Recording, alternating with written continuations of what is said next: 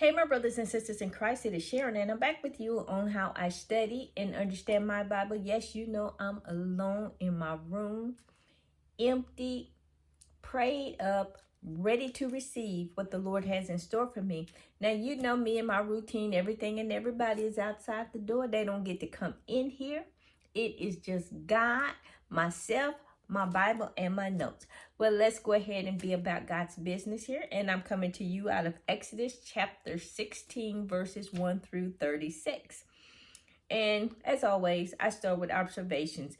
And in this chapter, I am seeing they're in the wilderness of sin.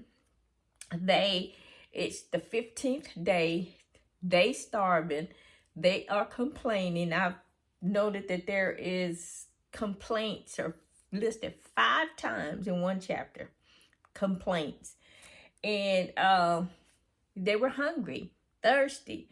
And I noticed the first Sabbath day observed. Well, go ahead and get started here. Verses 1 through 3. And from Elim to the wilderness of Sin. And for Israel, and then with Israel's complaints. And this Elim is like in the western part of Sinai Peninsula or / Arabia, because the Sinai Peninsula is actually part of Egypt, but they crossed over that Red Sea, so putting them in the Sinai region where Mount Sinai is, which is in Arabia. But anyway, that's where they ended up. And this is verse 2. You know, they didn't even get over there good before they started complaining. Verse 2, they start to complain with Moses and to Aaron in the wilderness there.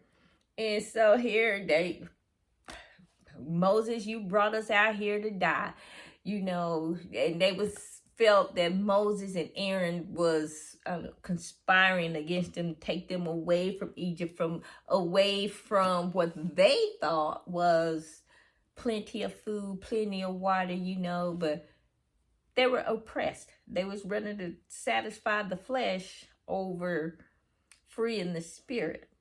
But anyway, that's just how some people are. In verses 4 through 5 here, Moses, he turns to God and he's asking him, what shall I do? You know, they about ready to stone me, Lord. You know, they need food, they need water. And so he said that verse 4, it says, and I will rain, the Lord said to Moses, behold, I will rain down bread from heaven and for you, and the people shall go and gather a certain quota at a certain quota every day, that I may test them, and whether they will walk in my law or not. And on the 6th day, he said he will give them twice as much. He will put twice as much out there for them to gather. And so Moses, verses 6 through 8, goes and tells them, you know, tell the people, you know, what God is going to do. You know, even though, you know, they have already experienced the power, the might of God, the glory of God. They've already experienced that, but it doesn't take long for the flesh to go without before you start complaining. They was without food and water. They were actually running low on it. And, you know, God knows we need food. He knows we need water. He provides for us. It may not be what you want, when you want, how you want it, because he's not Burger King. He don't serve it up your way. He does it God's way. But anyway, moving on here, he was just telling them in verse 6 through 8 here, or actually verse 8, it says, and also Moses said, this shall be seen when the Lord gives you the meat to eat in the evening, and in the morning bread to be full. For the Lord hears your complaints, which you make against him. And what are we? Your complaints are not against us, but it's against the Lord. So basically he's saying, your lack of faith is a complaint against the Lord, instead of you looking at yourself and seeing what can I do, or trusting that God knows your every need.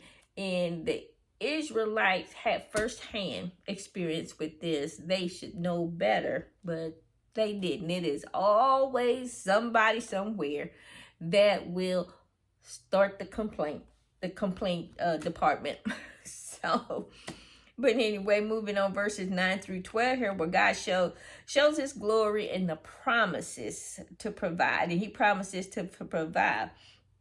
And so he's telling Moses and Aaron to come near to the Lord.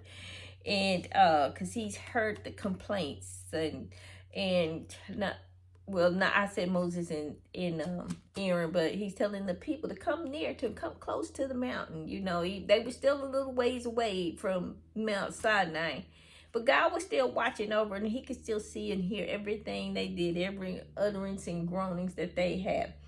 And so, and he just said, tell the children, say to all the children of Israel, the congregation, come near to me. And that just may be, you know, spiritually near, physically near. But he was telling them, come near to me, and because I've heard your complaints. And he's just trying to calm them down, get the, I don't know what you would call the tempers, the anguish down. Because when people get hungry, they can be some kind of way. That's all I got to say on that. And so, and then he was just telling them that they will see his glory. They will experience his glory, you know.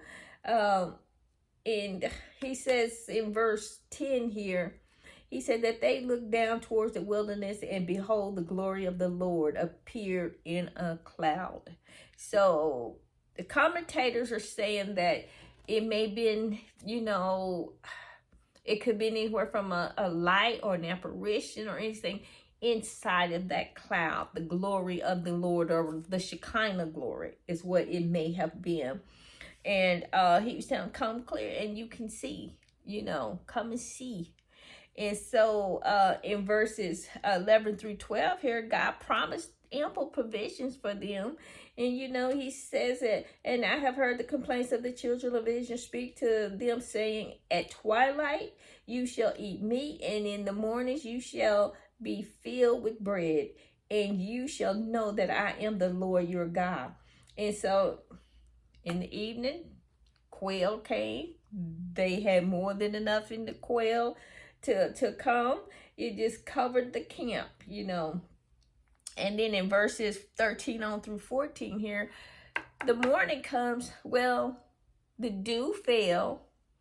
And then when the dew was evaporated away, there was left this white substance on the ground. And a small round substance as fine as the frost of the ground.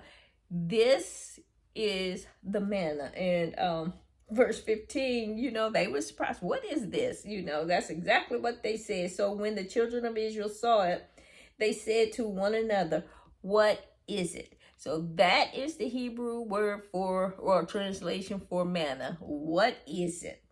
And so, because they didn't know what it was. And Moses said to them, this is the bread which the Lord of heaven the Lord has given you to eat.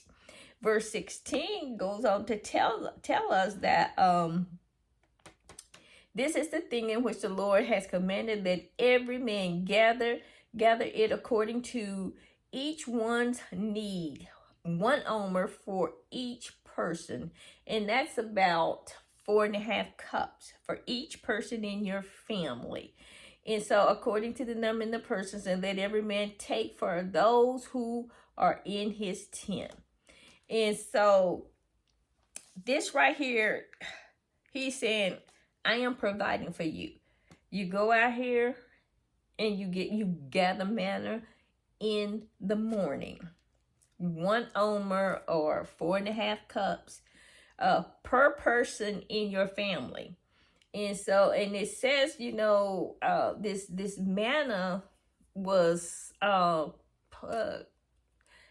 kind of, I don't know, it's like honey and coriander kind of mixed together. Now, I guess that's what they could grind it or mix it all together and make bread with. And so here, you know, he was telling them, you get up in the morning, you go out and you gather this manna. And so yes, it was a small fine wrist on the ground. And now instructions for gathering 15 through 19 here. He just said that when you gather it, gather more. He said, don't get any more than you need, is what he was telling them. Of course, you know that don't work. Because there's always some that's going to get more than what they should. Some will get less than what they should. But God said, I'm going to fix that. So those that got more than they should, you know, going to hold it over till the morning. And he said, you know, just get what you need. Do not try to hold this stuff over. Do not try to, you know, have some leftovers. God don't do leftovers. And so he was saying, don't do this. But there was those that did it. And guess what? It stank. It molded, worms was in it and all of that kind of stuff. So it was just not good. And then, but the ones who did not get enough, they had enough. He made sure they had more than enough.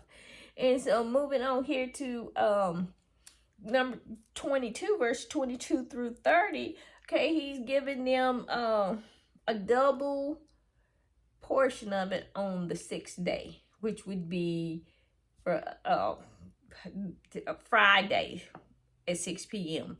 And that's how their Sabbaths go, from Friday 6 p.m. to Saturday 6 p.m. Saturday. That's how they go. But anyway, they go out, and he said on the 6th day, so that would be a Sabbath is Friday, so Thursday, which would be on the 6th day would be Thursday. So he was saying, or the evening part of Thursday, he was saying, go out on this day. I will give you double what you need. So they were taking double of what they needed. And this time he said, you can keep it over, boil it, cook it, whatever you need to do with it, cook it, prepare it before the Sabbath, and put away some for the Sabbath day. Because this, verse 23, this will be the first Sabbath that is observed there. And he says, tomorrow is Sabbath rest, a holy Sabbath to the Lord. Bake what you will today and boil what you will boil. And lay up for yourselves all of that remains to keep until morning. And so they actually did this time. You know, they passed that test. And verses 23 through 30, you know, God blessed them with all provisions that they needed. They obeyed God, and they did not work or do anything on the Sabbath. And then again, this is the first time the Sabbath was actually observed by Israel.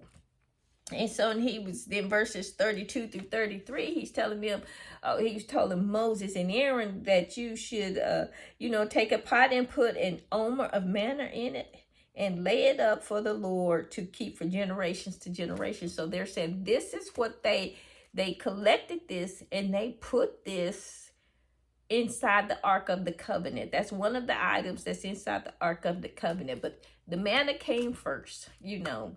And I'm sure whenever they reveal the Ark of the Covenant, we'll find Moses' rod, Aaron's rod with the little bud on it, and then the manna and the 10 Commandments and whatever else they put in there. But anyway, that's what they did. They was being obedient. They had the first observance of the Sabbath day. And this will end my Bible study for Exodus chapter 16. And as always, it's a pleasure to get to share God's word with you. You be blessed, be safe, and remember to hit the like and subscribe button. Bye.